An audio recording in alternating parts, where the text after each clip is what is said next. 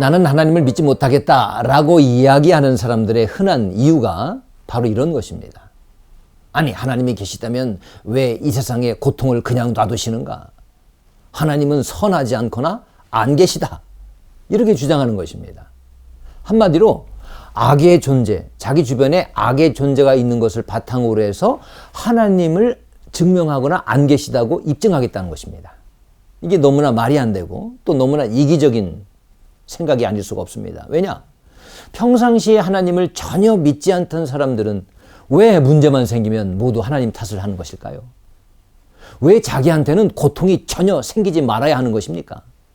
만약 생긴다면 왜 그게 하나님의 탓이고 왜 그게 하나님 안 계신 증거가 되어야만 하는 건가요? 아니, 하나님이 계신 이유가 자기들이 사는 이 땅에 아무런 아픔도 생기지 않게 하는 게 하나님의 일이라는 말입니까? 하나님이 계신 이유입니까? 하나님 믿지 않는 그 사람들, 하나님 믿지 않는 그 사람들에게 그거 하려고 계신 거란 말인가요? 제대로 평상시에 하나님을 믿었던 사람들은 결코 이런 생각을 하지 않습니다. 하지만 잘 될 때는 전혀 하나님의 존재도 생각 안 했던 사람들이 꼭 문제만 생기면 하나님을 찾습니다. 그리고 하나님 탓을 합니다. 일관성이 전혀 없는 일들입니다. 그러면 제대로 믿던 사람들은 주변의 악과 고통에 대해서 어떻게 받아들일까요? 어떻게 생각해야 할까요? 요셉을 예로 들어봅니다. 요셉은 말할 수 없는 아픔과 고통을 경험한 사람이었습니다.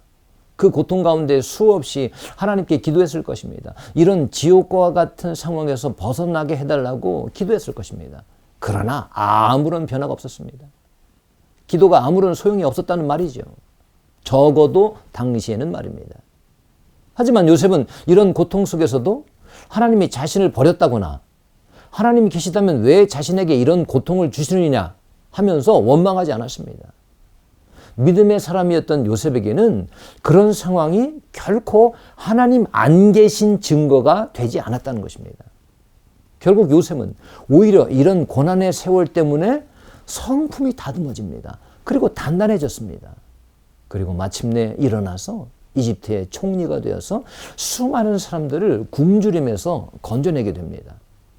아마도 하나님이 사람들의 말대로 선하시다면 자기 주변의 고통을 싸그리 없애주셔야 한다는 주장대로 요셉의 기도를 들으시고 고통을 전부 없애버리셨다면 어떻게 됐을까요? 요셉은 요셉이 되어 있지 못했을 것입니다. 남의 상처도 아픔도 아는 영향력 있는 큰 일꾼이 절대로 되어 있지 못했을 것입니다. 무조건 고통을 일순간에 없애버리는 것만이 선한 하나님이 계시다는 증거가 될 수는 없는 것이기 때문이죠. 하나님은 우리의 고통에 대해서 전혀 무감각하시다고들 이야기하는데 정말 그럴까요? 여러분, 이 세상에 많은 종교가 있습니다. 그런데 오로지 기독교만 하나님이 그리스도를 통해서 완전하게 인간이 되게 하셔서 절망과 거절당함과 외로움과 가난과 잃어버림 등의 아픔을 헤아리고 알고 계시다고 말합니다. 그분의 고통은 단순히 십자가에 못 박히고 피와 물을 다 쏟으시는 육신의 아픔만은 아니었습니다. 모든 인간의 죄를 다 짊어지셨기 때문에 가장 거룩하신 성부 하나님과 태초 이래로 함께 하셨던 성자 예수님이 분리되는 이 순간이 예수님으로서는 가장 큰 고통이었다고 성경은 기록합니다. 하지만 그 길을 가셔야 했습니다. 왜냐하면 하나님은 우리 인간의 고통을 그냥 보고만 계신 분이 아니셨기 때문입니다.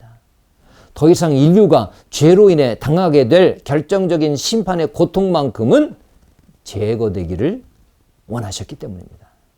로마서 5장 3절에서부터 6절에서 사도 바울은 깨달았습니다. 예수님 때문에 오히려 환난 중에서도 즐거워할 수 있다는 것을 깨달았습니다. 믿음이 없는 사람들에게나 문제지 믿음을 버리지 않았던 바울 같은 사람에게는 환난은 큰 문제가 되지 않았습니다. 그 중에서도 믿음으로 인내하면 그게 자신을 연단시키고 이 연단을 얻고 나면 자꾸 천국을 소망하게 되더라는 것입니다. 자신의 아픔이 결코 하나님이 안 계시다는 증거가 될 수 없었던 것이죠. 오히려 하나님은 예수님을 통해서 우리의 아픔을 동참하셨습니다. 그리고 믿음을 주셔서 그 아픔을 인내하고 더 큰 천국의 기쁨을 허가해 주시는 것입니다. 하나님은 결코 우리의 고통을 그냥 아무 의미 없이 놔두는 분이 아니십니다.